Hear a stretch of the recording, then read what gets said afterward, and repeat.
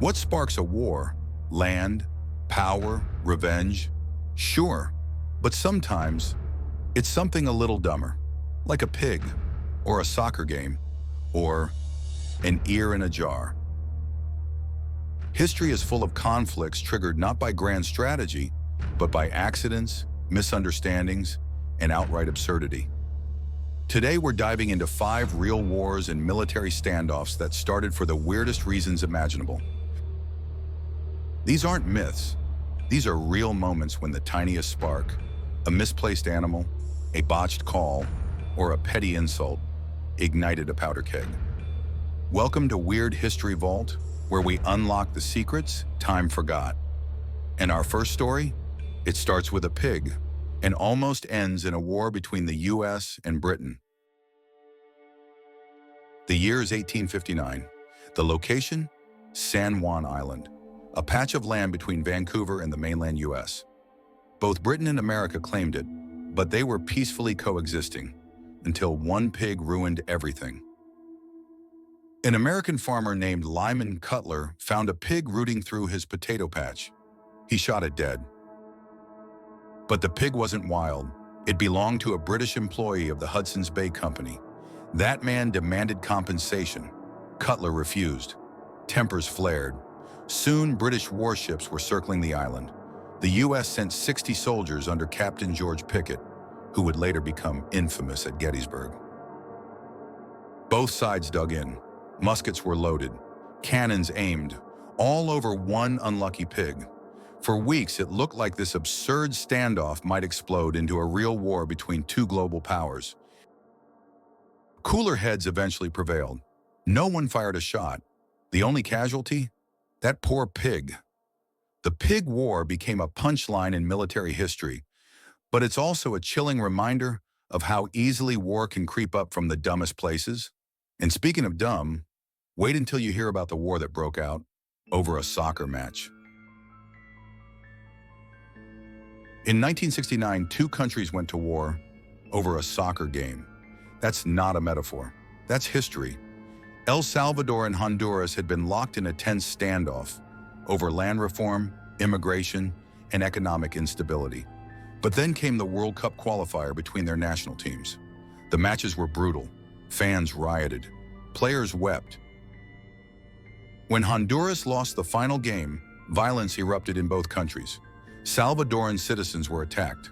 El Salvador retaliated, not just with word, but with warplanes. On July 14, 1969, El Salvador launched a full military invasion. Over 2,000 people died, all sparked by what the media dubbed the football war. The truth? The game was just the fuse. The gunpowder had been building for years. But that didn't stop millions from believing that a soccer score had pushed 2 nations into bloodshed. Want something even stranger? What if I told you a military force once declared war on itself? In 1788, the Austrian army marched toward the Ottoman Empire. They never made it. One night, a scouting party crossed a river near the town of Karansebes and bought alcohol from local traders. As they returned to camp, drunk and rowdy, an argument broke out. Someone fired a shot. Nearby troops, thinking they were under attack by Ottoman forces, panicked and opened fire on their own men. Chaos spread like wildfire. Officers shouted orders in multiple languages, German, Hungarian, Italian, and confusion turned deadly. Soldiers ran. Cannons were fired. By dawn, over 1,000 Austrians lay dead or wounded, without a single enemy ever appearing. The real battle came days later, but the Austrian army was already in shambles, thanks to a drunken misunderstanding. It's one of history's dumbest self-inflicted disasters, but not the only one, because up next, Australia loses a war to birds. You've heard of wars between nations, but in 1932, Australia declared war on emus. Yes, the large flightless bird. After World War I, veterans were given farmland in Western Australia, but thousands of emus began trampling crops during migration. The government's solution? Send in the military with machine guns. In what became known as the Emu War, soldiers fired thousands of rounds. The emus outran the bullets. The birds used guerrilla tactics, darting into cover, splitting into flocks, never staying in one place. In the end, the army retreated. Emus, 1. Humans, 0. The public was baffled. The press roasted the military. It sounds like a joke, but it happened. And while no humans died, the national embarrassment still lingers. But if you think that's absurd, wait until you hear about a war started by an ear in a jar.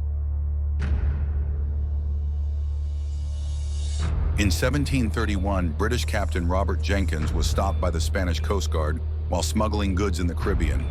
The Spanish boarded his ship, accused him of piracy, and allegedly cut off his ear. Jenkins returned to Britain, ear preserved in a jar. For 8 years, nothing happened. Then in 1739, Jenkins was summoned to testify before Parliament. He held up the ear and recounted the Spanish brutality. The room erupted in fury. Politicians used the story, true or not, to stoke anti-Spanish sentiment. Days later, Britain declared war. They called it the War of Jenkins' Ear. Thousands would die. Entire colonies suffered from it.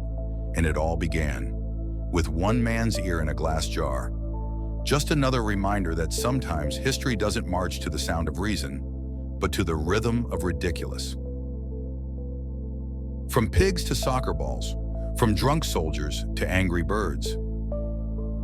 History is full of wars started for reasons too strange to make up, but the consequences, always real. Want more weird turns that shape the world? Subscribe to Weird History Vault and unlock the secrets time forgot.